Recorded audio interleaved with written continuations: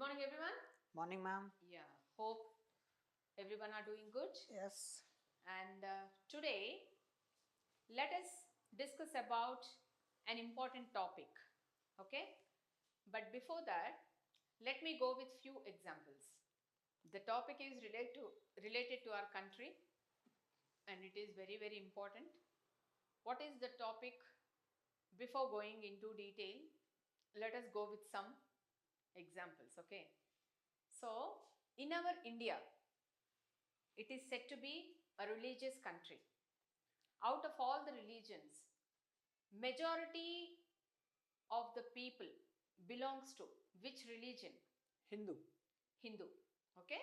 So, Hindu religion is the most majority of the people are living in the India. Yes. Suppose take for example, if you go to abroad like United States of America, which religion is existing there? Most of the people belongs to? Maybe I think so. Christianity is. Yeah, Christianity. The religion of Christianity is dominating in United States of America. Okay. So, when you are going to America because of your job or because of your profession or maybe because of your further studies, whatever it is, if someone denies means if someone refuses to give a house on a rent basis to an Indian, how did you feel? How do you feel? Is it bad or happy, or the way of how you will express? Happy. If you refuse to give a house on a rent basis to an Indian, Very sad that. very sad. You feel obviously bad. Okay, because most of the people are belongs to Christianity religion. Yes.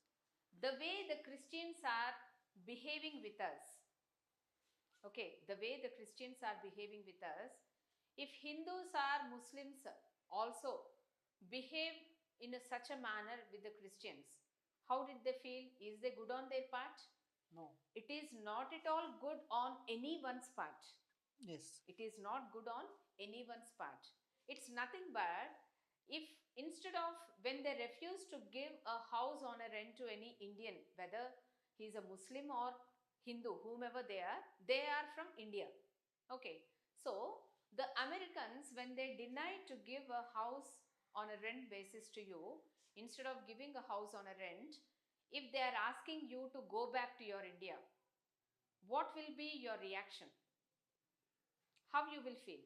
Obviously, you feel very sad. Yes. If the same persons are coming to our country, do you think can we believe in the same manner? No. No, we cannot, because it is not our culture. Because it is not our culture. If we are following, or else if we have such kind of feeling about caste, creed and religion, then these many religions will never exist in India. Do you understand what I'm saying? Yes. So, most of the people will work or will act according to their, as per their caste. So, they are dominating like anything.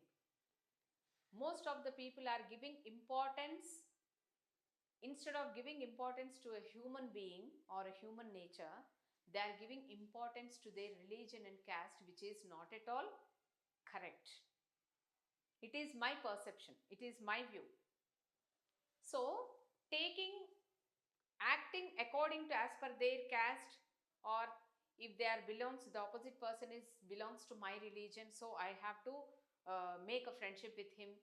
He belongs to my community, so let us consider him. If by taking all such kind of parameters, if anyone wants to follow, do you think is it good? No. No. Okay. So minimum courtesy should be there. Minimum courtesy. Minimum courtesy means nothing but minimum sense should be there with the human, what to accept and how to accept and where we have to leave certain things. This common sense should be there with each and every human being. Each and every human being. So, not only this, even most of the people are people to convert in their own religion. Convert in their own religion, which is not at all correct. Okay. Okay. Suppose, take for example, I belongs to Hindu. Even then, I wish to go to church, I wish to go dargah or wherever. It is my wish. Yes. And no one is having any right to stop me or No. dominate me that you are not supposed to visit so and so, this and that. Because it is my personal opinion, it is my personal view and perception that I can go wherever I want. But being a nation, being a citizen of India, any person encounters a danger situation. Encounters means nothing but if any person is in a danger situation or faces in a unwanted situation, as a human, you have to respond immediately. Okay. Without taking their caste into consideration, without thinking about what kind of, which religion he belongs to, whether I have to help him or not. Will you think like that? You should not. Yes. Suppose you met with an accident while traveling. Okay, the people, those who are nearby, so many people will travel even on the roads. When any person is met with an accident, the first and foremost responsibility of an individual, what he has to do or she has to do, immediately, either you have to inform to police or else ambulance. These are the only two major things what you have to do as a human being. Yes. Forget about whether you belongs to citizen of India or citizen of American citizen or Australian citizen. That doesn't matter. Yeah. Only if anything matters that you are a human being. Something was happened in front of you. And one person met with an accident and he was crawling like anything in the blood. So immediately, as a responsible person, what you have to do? You have to inform to the two people. If no one is there, take him in the car and admit him in the hospital first. Then later you go whatever you want to do and whatever you has to do. You have to do. So don't stop yourself by taking a person who got injured to the hospital. There your responsibility not ends. First, the second thing, you have to inform to the police that so and so area met with an accident, one person, I admitted that person into certain hospital.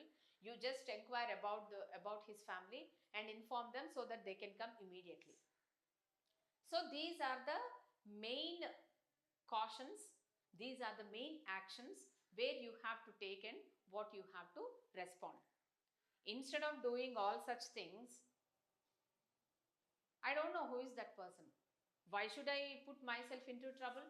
Later police inquiry, this and that, everything will comes on my head.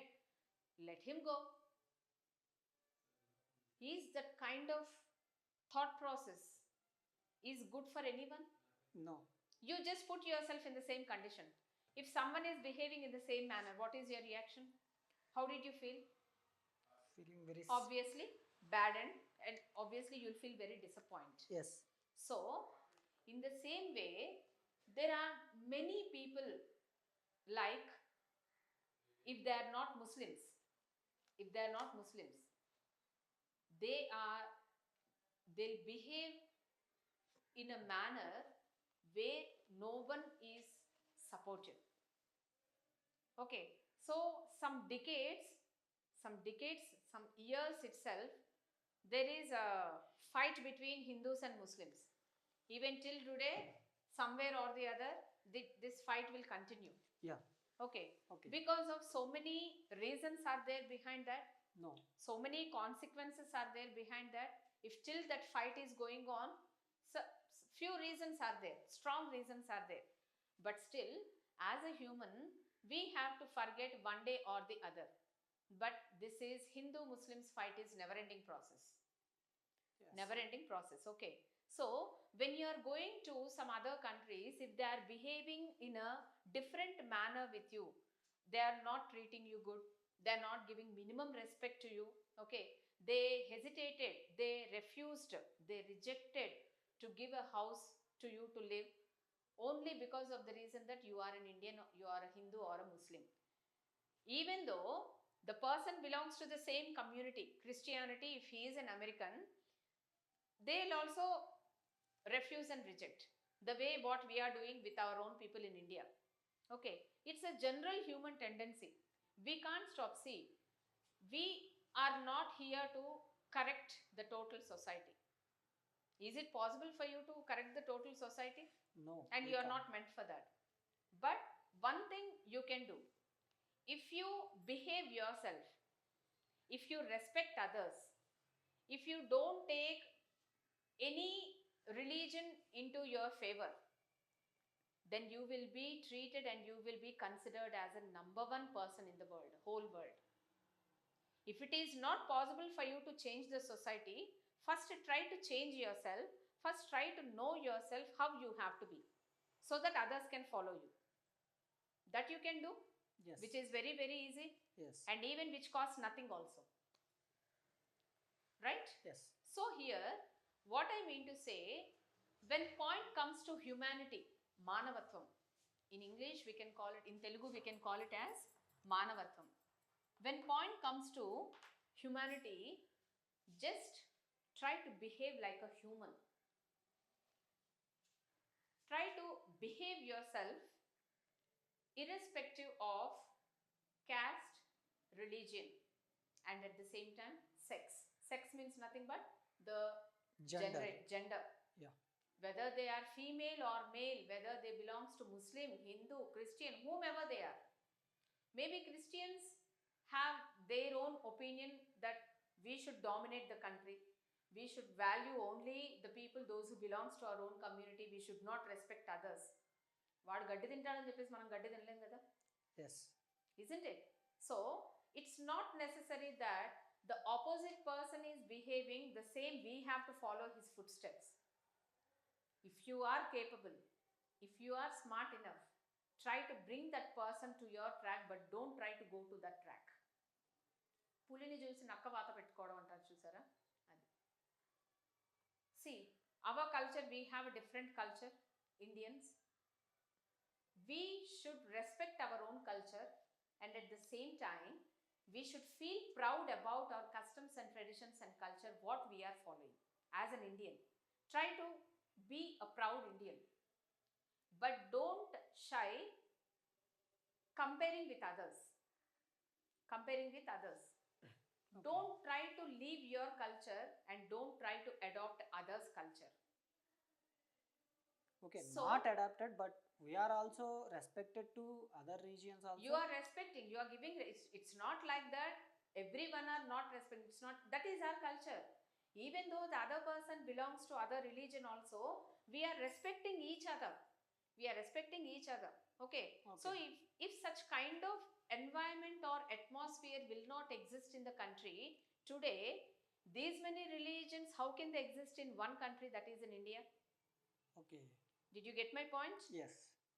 Isn't it? Yes, so when Americans refuse to give a house to a person by taking their religion into consideration, when those people are coming back to India, are we supposed to behave in the same manner what they behaved?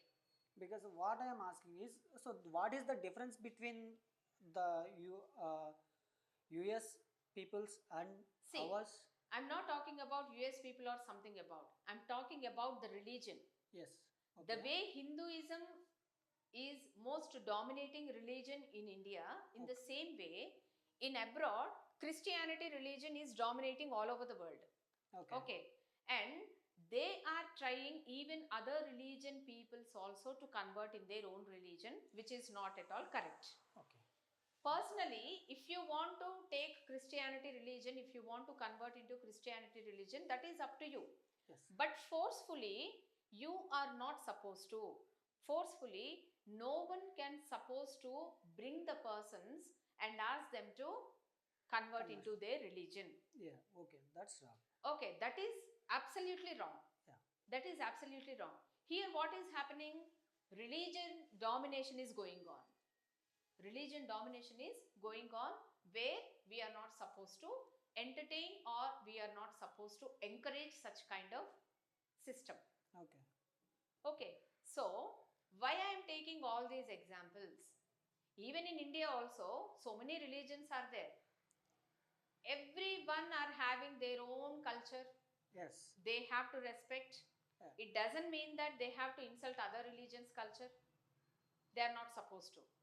You respect yourself. Nothing wrong in that. Okay. You, what can I say? You can tell about your culture, tradition, whatever it is. You just propagate in the society. Nothing wrong in that.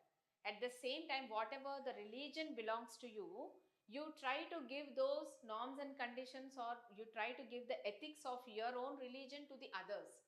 It doesn't mean that don't take other religion here and don't criticize other religions' culture.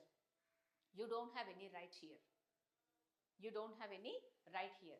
Okay. Okay, I had so many times Okay.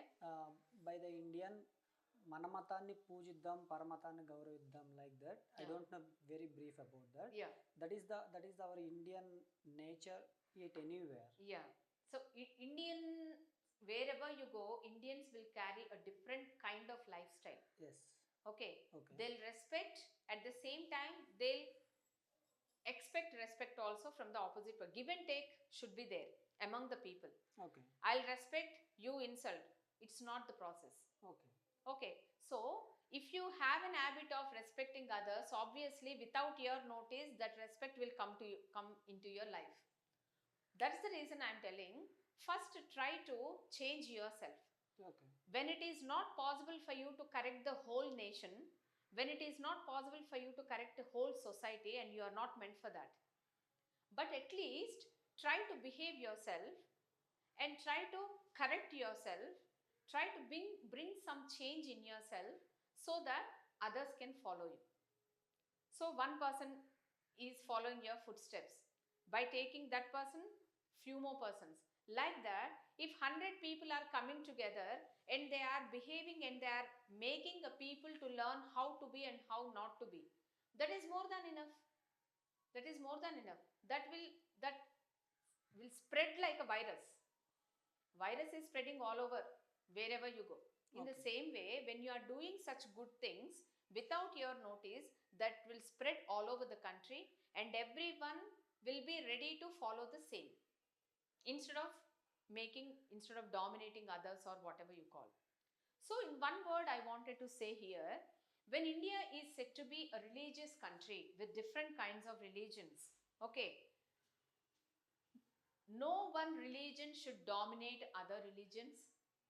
You should respect your religion, at the same time other religion also. Within the same religion also, some people are there where they are trying to suppress or where they are trying to dominate their own religion people, which is not at all correct.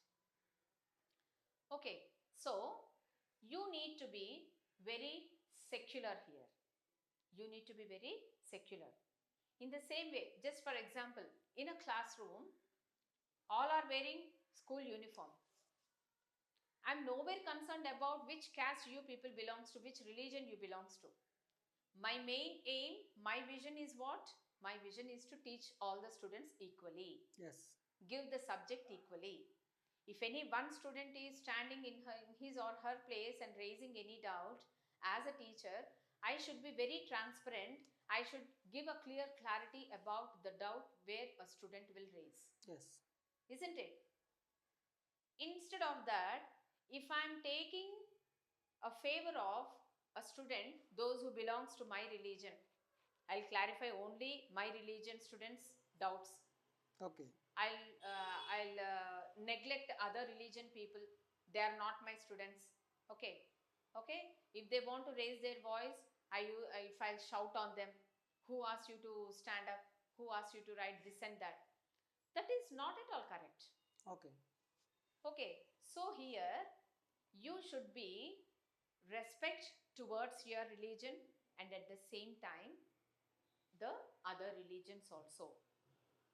And India is, in one way, India is said to be a democratic country. India is said to be a religious country. And at the same time, India is said to be a secular state. India is said to be a secular state. So today, I'm going to discuss about the topic secularism. What it is? Secularism. So today our lesson name is Understanding Secularism. What it is? Understanding secularism. understanding secularism. And this lesson I'm going to take in 3 sessions. This lesson I'm going to take, or I'm going to explain in 3 sessions. The very first session, in this session, I'm giving you the introduction of secularism. Okay? What is meant by secularism? And being a secular state, what kind of, how the government of India should act accordingly. And in the second session, when India is said to be a secular state, and at the same time, the secularism should be separated from the state power. And why is it important to separate secularism from state power? By dividing, by segregating, by separating secularism from state power, what kind of advantages a nation is going to gain, and what kind of, if not secularism separated from state power, what kind of consequences are going to be faced by the people of India. What is the meaning of consequences? Nothing but problems. Problems. Okay? What is the meaning of consequences? Problems. Problems. Okay, so what kind of problems are going to be faced by the people of India if it is not separated from the state power? Okay, and at the same time, as we said, India is a secular state. Even I am going to discuss and explain about what is the Indian secularism in third session. Okay, so this is what I want to give you a correct introduction about secularism. What is secularism? Why is important to separate secularism from state power? And what about Indian secularism? What are its features? Okay, so overall I want to say only one thing, that the Constitution of India is framing certain laws. Okay, and whatever the laws, whatever the policies, whatever the schemes introduced or framed by the government of India, every law is making in the interest of the people. In the interest of the people. Once if any law has been prepared by the government or Constitution of India, see that execution of those laws is also very, very important. What is the meaning of execution? Implementation. Okay. What is that? Implementation. You have to see whether the law is working properly or not. The government is running in a proper way or not. To see that, it is the most important thing. Okay, so no, if any person is ruling the country, obviously that person belongs to any one religion. But being a leader of the nation, that person should not act in favor of any one religion. Any one religion. The way I am your teacher, I should treat each and every student equally without taking their caste, creed and religion into consideration. In the same way, the leader of the nation also should act accordingly, irrespective of caste, creed and religion. So this is called secularism. This is called secularism. Okay. So in the next session, I am going to discuss about what is exact secularism, why is it important to separate secularism from state power, and in the third session about Indian secularism, let us discuss in detail. Until then, have a nice day.